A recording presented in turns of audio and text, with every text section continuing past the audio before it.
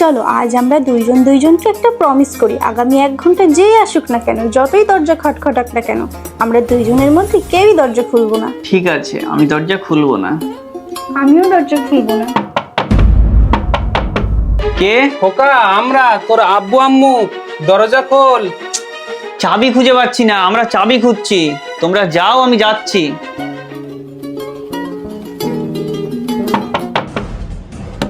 খুকি, দরজা খোল, আমরা এসেছি, তোর আব্বু আম্মু। শোনো শোনো, তুমি আমার মতো কোনো একটা বাহানা বানিয়ে দাও।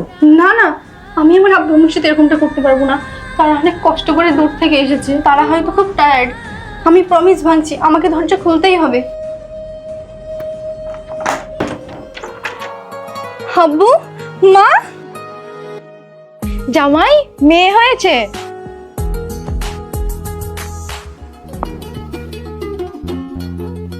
হ্যালো, 10,000 মিষ্টির অর্ডার লেখেন, আমি আজ পুরো গ্রামবাসীকে মিষ্টি খাওয়াবো। আগেই তো আমাদের 2 ছেলে হয়েছে, তুমি তো কখনো এইভাবে মিষ্টির অর্ডার দাওনি, তাহলে আজকে এত খুশি কেন? কারণ আজ আমাদের মেয়ে হয়েছে। তুমি যেমন তোমার মা বাবাকে যত্ন করো, খেয়াল রাখো, ঠিক তেমনই আমাদের মেয়েও আমাদের যত্ন করবে, খেয়াল রাখবে, আর আমার জন্য দরজা খুলবে।